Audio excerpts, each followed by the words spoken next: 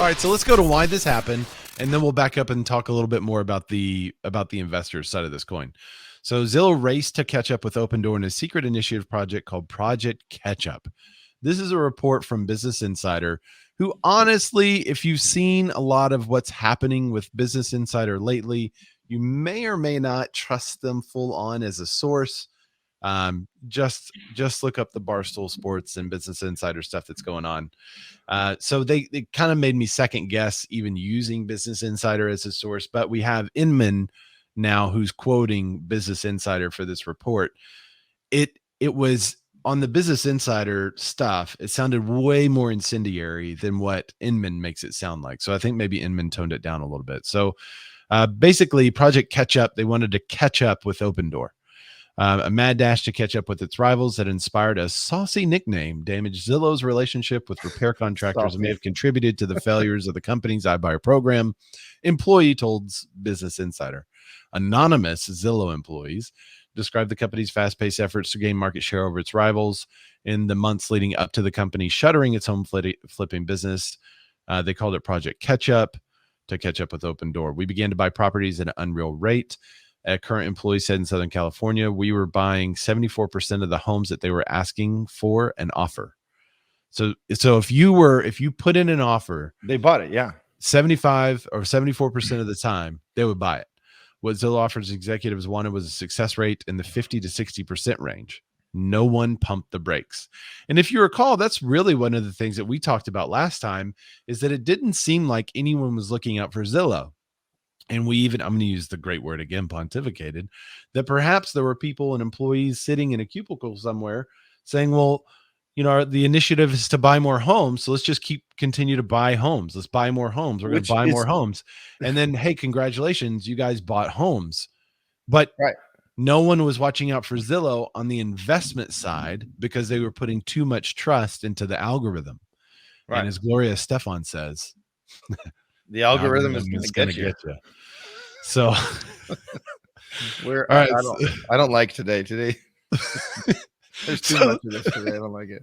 So Zillow did begin to catch up, at least for a while. After buying 4,162 homes over the entirety of last year, the company upped its purchase total to 15,000 in the first 9 months of 2021 alone, according to the report. So they caught up.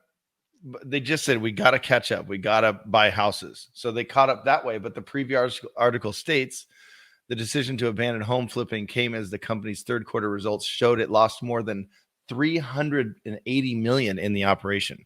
$380 million. So they're like, well, they told us to buy houses, so we're buying houses. But wait, we've lost. Okay, so. And the article goes into more about the relationship with contractors and how homes were, you know, they would take longer to fix because they weren't doing the initial I think those are all small byproducts though. Yeah, I mean, it's basically a byproduct of just going too fast and not having the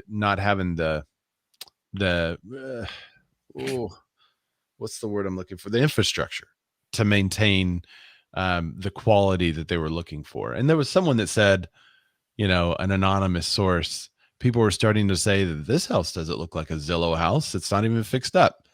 I mean, if you've been listening to the show, we've been talking about Opendoor and iBuying programs, Zillow programs, and real estate agents have come onto our show and said, the 5 homes we showed, you could tell which one was the iBuyer because they just don't take the care and attention that a regular real estate agent would, or that a regular seller would. Well, even just in a seller lived there and has had the home for 35 years and never upgraded it, that house is still in better shape than these iBuyer homes. I mean, I did some research specifically for Opendoor. I sent Ray a screenshot and I found one house. There's a bunch of them this way though. They bought the house for $625, listed it at $660.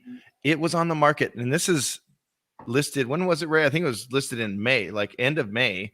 It sat for 135 days while they lowered the price. Finally sold it for $590. They're underwater on that one property by $35,000. And that's just one property, and that's Opendoor. So I can't see this ending well for Opendoor either, because they were trying to compete with Zillow. Zillow tried to catch up, so Opendoor bought more. And if Zillow couldn't get the homes flipped or whatever, how is Open Door doing it? I Yeah. don't see this ending well. I just don't. It turns out they didn't really have the mustard.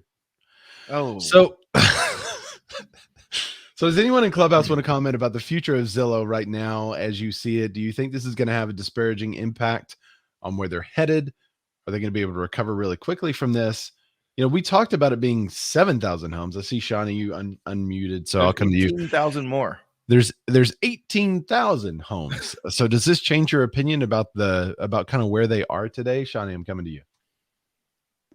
I was just thinking that, it was just so interesting that you just went over the example, $35,000 on the home. That's just the selling price. What about the carrying costs all that time? What if the high Right. tax state, all these different things that are not even showing up, municipal fees and certificates of occupancy? It's crazy. So they're underwater a lot more than just the monetary shortage in the pricing if they paid over.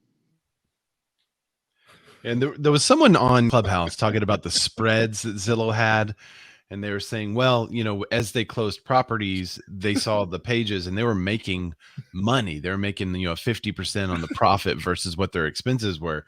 But even that, you're not taking into account the other business expenses to acquire the property, to market, to run the whole iBuying operation, as it were. So I still think, they were posting losses. So you don't post losses, but then secretly have profit. That doesn't make sense to me. No. Look Anna, you jumped up here. Did you want to say something about Zillow in particular, or were you just joining us? I just joined, and okay. I think it's funny, all the posts that I see, all the negative statements from realtors. They were just so happy to see Zillow bomb. But honestly, at the end of the day, they had no effect on the business I'm doing, and right. kudos to them for trying. Here's the main impact that they could have had in some markets is that they sucked up the supply that would have been available to someone else. But you could argue and say, well, those are homes that wouldn't even have been on the market if they couldn't have got the insane offer from Zillow to begin with. You could also argue that those insane offers increase the purchase price, making it more difficult for people to afford homes in certain markets because they weren't actually buying them at a discount. So I don't know. I think there was some impact. However, I agree with you. Overall, it didn't necessarily impact the exact business I'm doing, but they've still mastered search for consumers. And I think if they were to double and triple down on that, they would be great and unstoppable and get out of the investing business because it's a totally different business. Well, and remember what I said? When did they stop this? Last week or 2 weeks ago? No, I think it was 2 weeks ago. Anyway, it doesn't matter. I can't keep it all together. But anyway, what I said was, hey, and I hate to have Zillow's back on things, but I did. I was like, they're trying to do something very different. And they've been doing this for a long time. They changed how you search for homes since 2007, and they've tried to do a lot of different things, try to do all in-house. They're breaking ground on a lot of things. So you got to break a lot of eggs to make an omelet. And I think for them, 380 million is like, well, we broke a lot of eggs, but and now we're going to offload things, so, they were trying to do something different. They honestly, I do believe that they are trying to make it more convenient, or they were trying to make it more convenient for a buyer. Just what they did want to be. Remember what we used to always say, Ray? They want to be the Amazon of real estate. They want to just, you push a button and you buy a house. Right. They really wanted to do that. And then all these other, these other ones, Open Door and all these other ones, they're behind them, after them. But Zillow wanted to be that one-stop shop. And, hey, it didn't work. But so I said, whenever they had 7,000 properties, we did the math on it and said, well, that's a little over $2 billion or somewhere in that price range. And mishandling $2 billion in assets is a pretty big deal. Well, mishandling 7.28 billion dollars is an even bigger deal. So I'm wondering if this is going to lead to some kind of restructuring. Does the board still have confidence in Rich Barton? Yeah, under whose watch? Who gets blamed for this? Yeah. Is it who started it or who didn't execute right? I love this comment, by the way. Christina and Smallhorn. I need some clarification though. Them, because who's they? Her quote is, Redfin CEO said they couldn't get contractors to fix them because they are smoking dope. He literally said that. And if you've spoken to her or been on her show or watched one of her videos, you can hear her say that. He literally said that. Oh man, I'm googling Redfin dope Zillow right now. Yeah, is there a report on? Yeah, it's gonna put me on the watch Refkin, list. Refkin said something. No, it's not. About, It's who's the Redfin? Glenn Kelman. oh yeah, Kelman. Sorry, I always get them Glenn mixed up Kelman. because Redfin and Refkin. All right, let's go. Kelman dope Zillow. This is everyone's favorite part of the show Funny. when we live search Live. for news. We'll find it. This is funny. When news breaks, we find it. Oh, he said she said it was on CNBC. Yes. Oh my gosh. Melissa Marr says, I like how Ray counts out loud how I read big numbers in my head. I'm not the only one. I just want to make sure, this is a news show. This is a serious show. We want to make sure It has to be correct. We're accurate on this stuff. All right. You can't accidentally say 7.28 million. Million. That's a million.